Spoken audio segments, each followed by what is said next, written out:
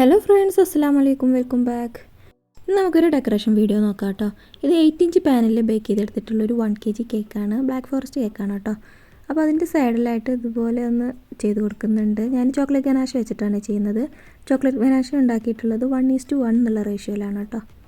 കേക്കിന് final coating കഴിഞ്ഞ് നന്നായി ഫിനിഷ് ആക്കി എടുത്ത് നമ്മൾ ഫ്രിഡ്ജിൽ വെച്ച് സെറ്റാക്കിയതിന് ശേഷമാണ് കേട്ടോ ചോക്ലേറ്റ് ഗനാഷ് ഒഴിച്ചു കൊടുക്കുന്നത്.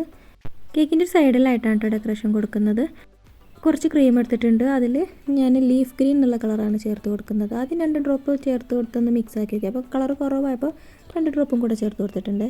നന്നായിട്ട് മിക്സ് ചെയ്തെടുക്കുന്നുണ്ട്. പിന്നെ കുറച്ച് ഫ്ലവേഴ്സ് വരയ്ക്കുന്നതിന് വേണ്ടിയിട്ട് ഞാൻ ബർഗണ്ടി കളറാണ്, മാജിക് കളേഴ്സിൻ്റെ ബർഗണ്ടി കളർ ഒരു 4 ഡ്രോപ്പോളം ചേർത്ത് കൊടുത്തിട്ടുണ്ട് കുറച്ച് ക്രീമിലേക്ക് കേട്ടോ. അത് നന്നായിട്ട് മിക്സ് ചെയ്തെടുക്കുക. അതിന് ശേഷം ഞാൻ യൂസ് ചെയ്തിട്ടുള്ളത് ഈ നോസിലാണ് കേട്ടോ.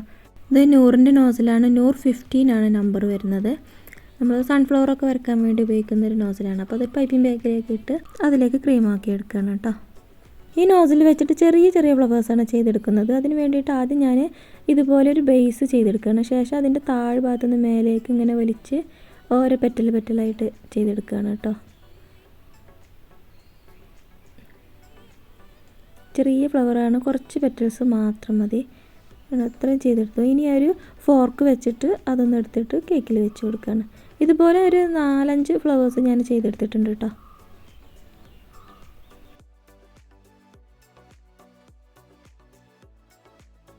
നിങ്ങൾക്ക് ഈ വീഡിയോ ഇഷ്ടപ്പെടുന്നുണ്ടെങ്കിൽ ലൈക്ക് ചെയ്യാൻ മറക്കല്ലേ. അതുപോലെ നിങ്ങളുടെ കമൻസും കൂടെ പറയണേ.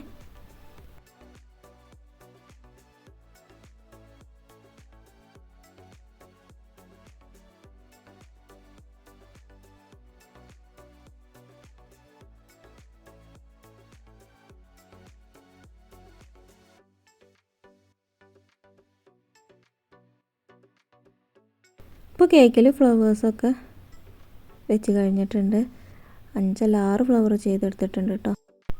ഇനി നമ്മൾ ആദ്യം മിക്സാക്കി വെച്ച ഗ്രീൻ കളർ ക്രീം ഉണ്ടല്ലോ, അത് വെച്ചിട്ട് നമുക്കിതിന് ചെറിയ ബഡ്സ് പോലെ ഫ്ലവറിൻ്റെ താഴ്ഭാഗത്തൊക്കെ ആയിട്ട് ഇങ്ങനെ ചെയ്ത് കൊടുക്കുക. ശേഷം ലീഫും വരച്ചെടുക്കാം കേട്ടോ. ഇതേ നോസിലില്ല, ഈ പൈപ്പിംഗ് ബാഗ് വെച്ചിട്ട് ഞാൻ പൈപ്പിംഗ് ബാഗിൻ്റെ അറ്റം ചെറുതായിട്ടൊന്ന് കട്ട് ചെയ്തിട്ട് മാത്രമേ ഉള്ളൂ. അപ്പം ഇനി അത് വെച്ചിട്ട് തന്നെയാണ് ലീഫും ചെയ്തെടുക്കുന്നത്. ഇങ്ങനെ ഒന്ന് പ്രസ് ചെയ്ത് ഇങ്ങനെ മുകളിലേക്ക് വലിച്ചെടുക്കുമ്പോൾ ഇതുപോലെ ചെറിയ ചെറിയ ലീഫ് പോലെ കിട്ടും കേട്ടോ.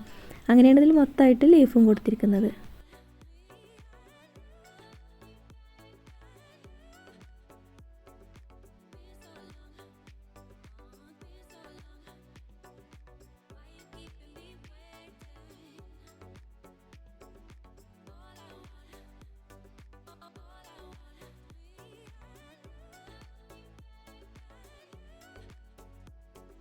ഇപ്പോൾ ലീഫൊക്കെ വരച്ച് കഴിഞ്ഞിട്ടുണ്ട്.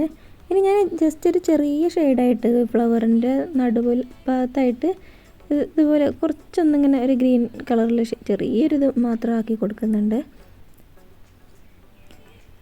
അതിനുശേഷം ഈ പൈപ്പിംഗ് ബാഗ് വെച്ചിട്ട് തന്നെ കേക്കിൻ്റെ താഴെ ഒരു ബോർഡറും കൂടെ കൊടുക്കുകയാണ്.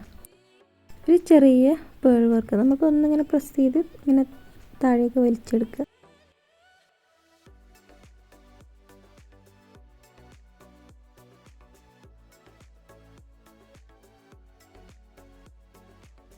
ഇനി നമ്മൾ ആ ഫ്ലവർ ബഡ്സ് വരച്ചെടുത്തല്ലോ, അപ്പോൾ അതിലൊരു ഒറിജിനാലിറ്റിക്ക് വേണ്ടിയിട്ട് ഞാൻ ആ ഫ്ലവർ വരച്ച ക്രീം ഉപയോഗിച്ചിട്ട് ചെറുതായിട്ടൊന്നിങ്ങനെ അതിൽ ചെറിയ ഷെയ്ഡ് നമ്മൾ ഫ്ലവറിൻ്റെ ഷെയ്ഡും കൂടെ ഒന്ന് ആക്കി കൊടുക്കുന്നുണ്ട്. അങ്ങനെ ഈ കേക്കിൻ്റെ ഡെക്കറേഷൻ ഇവിടെ തീർന്നിട്ടുണ്ട്. നല്ല ഭംഗിയില്ലേ കാണാനായിട്ട്. ഇനി ഞാനിതിൽ പേര് എഴുതിയെടുക്കണം.